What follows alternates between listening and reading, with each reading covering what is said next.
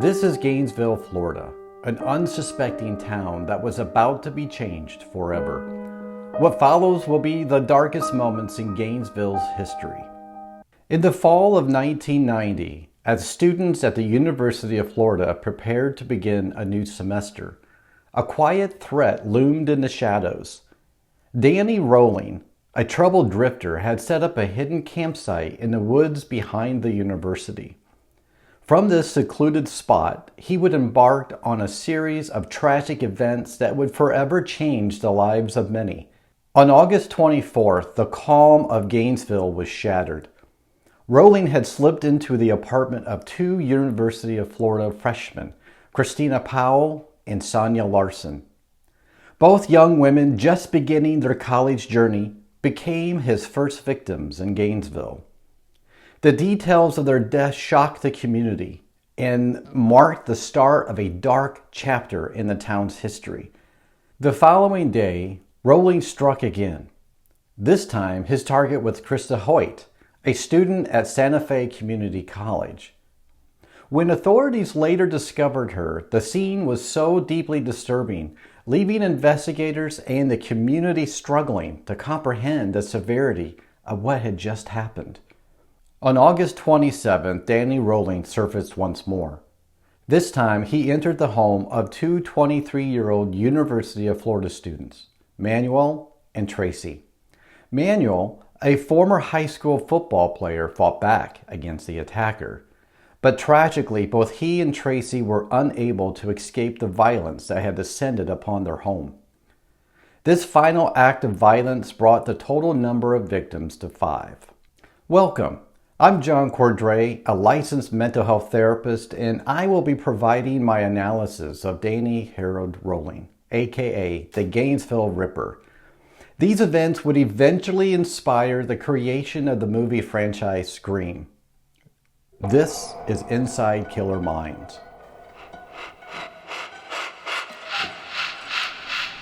In the quiet town of Gainesville, Florida, the fall semester of 1990 began with a horrifying discovery. Over the course of 3 days in late August, police uncovered the bodies of 5 college students. The gruesome scenes would shock the nation and cast a shadow over the University of Florida and Santa Fe Community College. Among the victims was 18-year-old Krista Hoyt, a dedicated student at Santa Fe Community College. Her dreams were just beginning, much like those of her fellow victims. Christina Powell, age 17, Sonia Larson, age 18, both new roommates at the University of Florida, and Manuel, 23, and Tracy, 23, who also attended the university. On the morning of August 26, 1990, Christina Powell's parents worried after days without contact. They decided to visit their daughter at her new apartment. When repeated knocks went unanswered, they called the police.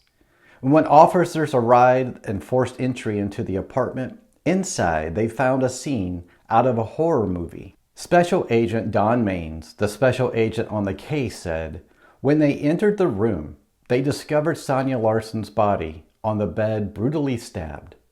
The scene was so disturbing that not only for the violence, but for the way her body was posed, as if the killer wanted to leave a lasting image. Larson's body had been positioned unnaturally, her legs draped over the edge of the bed, her arms bound by tape that had been removed. As investigators moved through the apartment, they discovered Christina Powell's body as well. But the horror didn't stop there. Just 9 hours later, police were called to the home of Krista Hoyt, a student and part-time dispatcher of the county sheriff's office. Hoyt hadn't shown up for work, and her colleagues grew concerned and went to check on her, and what they found would haunt them forever. The special agent said, through the window, we saw Krista's body, mutilated in ways that defied belief. She had been abused, stabbed, and posed in a macrame manner. Her head had been placed on a bookshelf, facing her body as if mocking her death. Just 2 days later, the bodies of Tracy and Manuel were discovered in their apartment. Manuel, who appeared to have fought back, was killed in the struggle. But like the other females, Tracy's body had been positioned with care, a twisted signature of the killer's depravity. Authorities said, "We already knew we were dealing with a monster." But to see how this individual meticulously posed the victims, it was clear this wasn't just a murder, it was a display. As police pieced together the evidence, they noticed key similarities. The forced entry marks on the doors, the use of a cleaning agent on the victims' bodies, and the unsettling way the women were positioned, all pointed to a calculating and sadistic killer. As the days passed, fear gripped Gainesville. The community, still reeling from the earlier deaths, was on edge. Students took extra precaution, and the campus atmosphere shifted from excitement to fear. In the summer of 1990, Sonia Larson and Christina Powell arrived at the University of Florida, eager to embark on the next chapter of their lives. They were like many other students, full of hope and dreams and excitement for their future. A friend of Christina said she was so excited about college. It was a fresh start, a new phase of life. Sonia Larson was a sweet yet reserved girl who had a passion for working with children. The two young women met during the summer and decided to become roommates. They found an apartment off campus at Williamsburg Apartments, eager to settle into their new lives. Ada Larson, Sonia's mother, said she hated the fact that she was living off campus, but the dormitories were full. As days turned into nights, the families of Sonia Larson and Christina Powell grew increasingly concerned. Their worries would soon be shared by the entire city. Just a day after they went missing, police would discover the gruesome reality of what had happened. But the nightmare didn't end there. The very next morning, on August 28, 1990, two more bodies were found. Tracy and Manuel, close friends since high school. Tracy had dreams of becoming a lawyer, and Manuel wanted to become an architect. Investigators soon noticed chilling patterns in the murders. The killer always entered through the back door, and each home was near a wooded area which provided cover for the assailant. A break in the case came when police responded to a nearby bank robbery on the day Krista Hoyt was found murdered. A red dye pack had been slipped into the bag of stolen money, and later that night, an officer noticed a man entering the woods. At the campsite, police found the stolen money, a cassette player, and a crucial piece of evidence, the suspect's DNA. But at that moment, the connection between the robbery and the murders remained unclear. As an investigator from Shreveport, Louisiana said, months passed before we realized the importance of that tape. If we had listened to it earlier, maybe we could have stopped him sooner. The cassette tape, once played, revealed a chilling voice of the killer. He sang a song, hauntingly calling himself the killer, a drifter gone insane. And then he revealed his name, Danny Harold Rolling. Who was Danny Rolling? Rolling was a man with a violent past. He had been living a life of crime for years. His connection to their murders was undeniable. DNA evidence from both the Gainesville and the Shreveport crime scenes matched his blood type. His trial began in 1994, nearly 4 years after the horrific killings. And a forensic psychologist on the case said, Danny created these alternate personalities, Yenad and Gemini, to distance himself from the reality of his crimes. But in the end, it was just a way to escape responsibility. Rolling was sentenced to death and was executed by lethal injection on October 25, 2006. But for the families of his victims, the pain endures. Today, a simple memorial stands in Gainesville, a wall where the names of Sonia Larson, Christina Powell, Krista Hoyt, Emmanuel, and Tracy are forever etched in remembrance. For their families, it's a place of solace, a reminder that while their loved ones are gone, their memory will always endure. My analysis. Danny Rolling, the man behind the horrific Gainesville murders, spoke of living with alternate personalities, a glimpse into a fractured mind. But did Rolling truly suffer from dissociative identity disorder, or was this a twisted attempt to explain his monstrous action? Dissociative identity disorder, once known as multiple personality disorder, involves the presence of two or more distinct identities within a single person. DID is a complex mental health condition where people experience different identities that take control of their behavior at different times.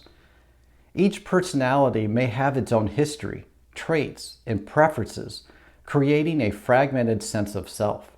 But was Rolling truly battling this disorder, or was he using it as a smokescreen for his darker tendencies?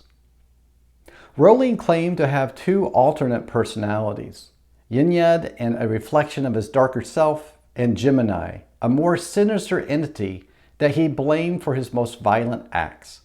While this may hint at dissociative identity disorder, it also raises questions about Rolling's true nature.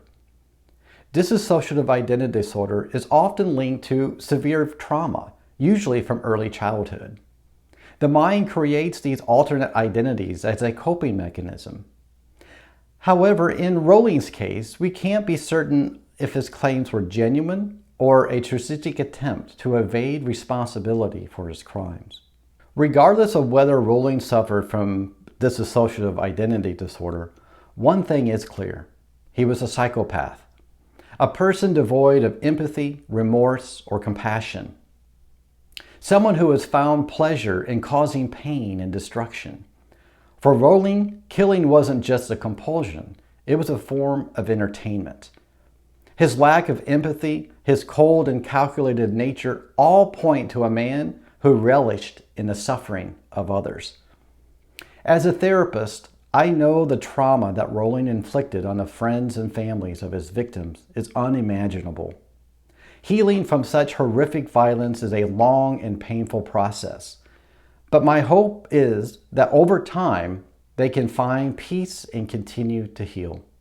The Gainesville murders left deep scars, not just on the city, but on everyone touched by Danny Rolling's evil. And while we may never fully understand what drove him to commit such heinous acts, we can be certain of one thing. Rolling's legacy is one of destruction, pain, and terror. For the families of Sonia Larson, Christina Powell, Krista Hoyt, Manuel, and Tracy, the journey to healing continues. Though their loved ones were taken in a most brutal way, their memories endure, forever etched in the heart of Gainesville. In the end, Danny Rolling's true nature may remain a mystery, but the pain he caused is undeniable, a lasting shadow over those who survived his reign of terror. Though the details of these events were grim, it was the impact on the Gainesville community that left a lasting mark. A town that had once thrived on the energy and optimism of its students was filled with uncertainty and fear. In the weeks that followed, Gainesville came together to mourn the loss of these bright young lives. The town's spirit was tested, but the strength and resilience of the community began to emerge. While the memories of those dark days would never fade, the people of Gainesville refused to let fear define them. As time passed, Gainesville healed. The campus once again filled with the sounds of laughter and learning, and the town moved forward, forever remembering those lost during those tragic days of August 1990.